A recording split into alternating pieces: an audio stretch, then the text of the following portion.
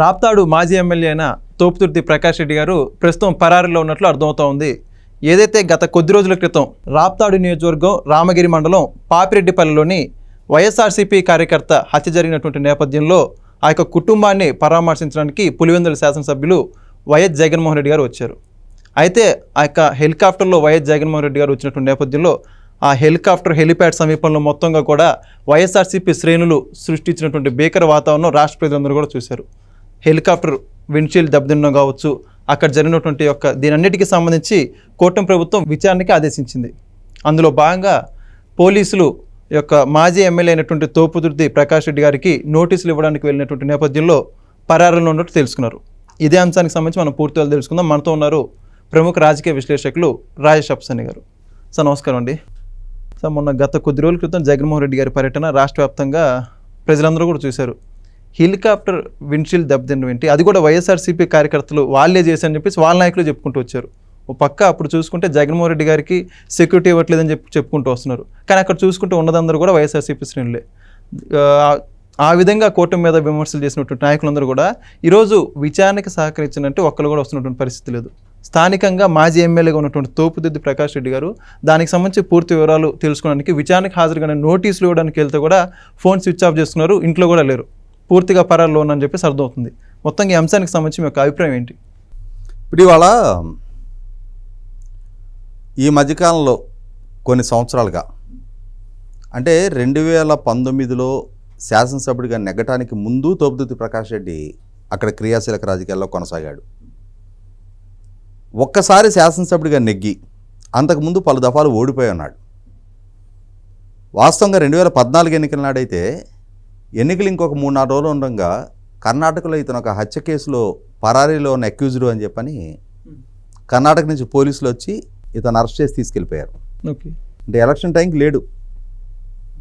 అంటే నేరాల్లో ఇన్వాల్వ్ కావటం, పరారవటం అనేది చాలా అలవాటైపోయిన ప్రక్రియ ఇతనికి.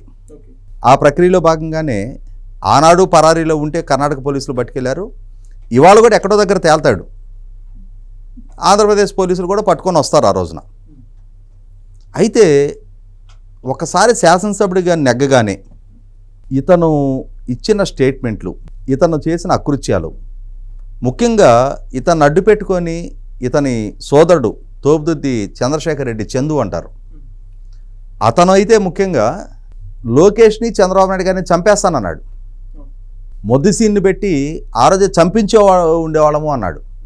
అంటే వాళ్ళ దయాదాక్షిణ్యాల మీదే వాళ్ళ లోకేష్ చంద్రబాబు నాయుడు గారు బతికి బట్ట కడుతున్నారు అన్న అభిప్రాయం వచ్చే విధంగా వ్యాఖ్యానించాడు. వాళ్ళ నియోజకవర్గం నుంచి కొందరు వీళ్ళ అనుయాయులుగా ఉన్న వైసీపీ నాయకులు వీళ్ళతో విసిగి వేసారి ఎన్నికలకు ముందు పరిటాల సునీత గారి సమక్షంలో తెలుగుదేశం పార్టీలో చేరాలి అని చెప్పని వాళ్ళు కాన్వాయ్గా బయలుదేరుతుంటే వాళ్ళని అడ్డగిచ్చి దారి మధ్యలో వాళ్ళని కొట్టి వాళ్ళని జుట్టు పట్టుకొని లాక్కెళ్ళాడు. ఎక్కడరా మీరు వెళ్ళి ఆ పార్టీలో చేరతారా అని చెప్పని. సరే దౌర్జన్యం చేశావు, అంతిమంగా ప్రజలు ఏం చేశారు? ఆ రోజు దౌర్జన్యం చేయగలిగావు, నీకు ఎమ్మెల్యే గిరి ఉంది, పోలీసులు ఉన్నారు చేతిలో, వ్యవస్థలు ఉన్నాయి కాబట్టి మా అధికారం ఇదే శాశ్వతం అనుకొని చెప్పని విచ్చలవిడితనాన్ని ప్రదర్శించావు.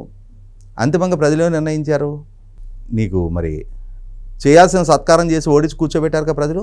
ఇతను మొన్న ఈ పాపిరెడ్డిపల్లె కురుబ లింగయ్య హత్య జరిగిన సందర్భంలో కూడా పరిటాల సునీత గారిని ఉద్దేశించి అక్కడ రామగిరి ఎంపీపీ ఎలక్షన్ జరుగుతున్న నేపథ్యంలో ఆ ఎంపీపీ పదవి తన వర్గీయులు చేజారుతుంది అనే ఉలికిపాటు మరి ఉడుకుమోతనము ఏ విధంగా పరిటాల సునీత గారిని ఉద్దేశించి వ్యాఖ్యలు చేశాడు? నీ మొగుడు అని చెప్పని ఒక మాజీ మంత్రి ఒక మహిళను ఉద్దేశించి 4 సార్లు శాసనసభ్యురాలుగా కొనసాగుతూ ఉన్నారు ఆవిడ. ఆమె మీద 3 సార్లు ఓడిపోయావు నువ్వు. మరి అటువంటి నువ్వు అంత ప్రజాదరణ కలిగిన నాయకురాల్ని, జిల్లా మొత్తాన్ని శాసించిన పరిటాల రవి గారి సతీమణి, రాష్ట్ర వ్యాప్తంగా లెక్కలేనంత మంది అభిమానులు ఉన్న పరిటాల రవి గారి సతీమణిని పట్టుకొని ఆ విధంగా వ్యాఖ్యానించావు. అధికారం శాశ్వతం అనుకొని అధికారం ఉన్న రోజున కూడా పరిటాల సునీత గారిని వారి కుమారుడు శ్రీరామ్ను ఉద్దేశించి ఇష్టారీతిన వ్యాఖ్యలు చేశావు. మరి ఆ వీరత్వం ఇవాళ ఏమైంది? ఎందుకని కలుగులో దాక్కున్నావు? పరిటాల రవి గారిని ఉద్దేశించి కూడా డ్యామేజింగ్ స్టేట్మెంట్లు ఇచ్చున్నావు.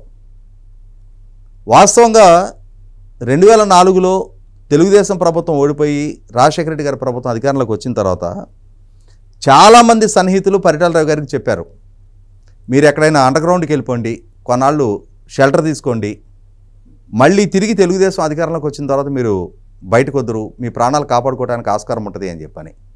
ఆయన నేను పారిపోయి నేను వెన్ను చూపిన పక్షంలో నా వర్గీయులందరినీ అనాథలం చేసినట్టు అవుతుంది, వాళ్ళందరినీ ఊచకోతకు వస్తారు, ఇప్పటికే వెంటాడి చంపుతూ ఉన్నారు, ఇటువంటి క్రమంలో నా వాళ్ళకు అండగా నేను ఉండే తీరాలి అని చెప్పని ధైర్యాన్ని ప్రదర్శించి ఆయన అండర్గ్రౌండ్కి వెళ్ళాలా.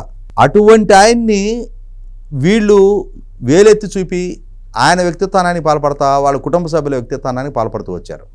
ఇవాళ పరిస్థితులు ఒకటిచ్చినాయి, అధికారం పోయింది, మళ్ళీ పరిటాల సునీత గారు ఇతని మీద మళ్ళీ నెగ్గి శాసనసభ్యులుగా ఉన్నారు. ఉండగానే మళ్ళీ యథావిధి మళ్ళీ పారిపోవటం. అంతకుముందు రవి గారు ఉన్న రోజుల్లోనూ పారిపోవటమే, రవి గారు చనిపోయి సునీత గారు గెలిచిన సందర్భంలోనూ పారిపోవటమే, ఎన్నికల సందర్భంలో కూడా కర్ణాటక నుంచి పారిపోయాడు అని చెప్పని అక్కడ పోలీసులు వచ్చి పట్టుకెళ్ళారు. అంటే పారిపోవటం అనేది చాలా సహజ ప్రక్రియ. వాళ్ళకి అధికారం చేతిలో ఉంటే చుట్టూ 10 మంది వంది మగధలు అండదండలుగా ఉన్నారు అనుకున్నప్పుడు రెచ్చిపోయి నోటికి ఎంత వస్తే అంత మాటలు మాట్లాడటం, సమయ సందర్భం ప్రతికూలంగా ఉంది అనుకోగానే పారిపోవటం. వీరుడైన వాడు ప్రతికూల పరిస్థితుల్లో కూడా నిలబడి పోరాడతాడు. వెన్ను చూపేవాడు ఎప్పుడూ వెన్ను చూపుతానే ఉంటాడు.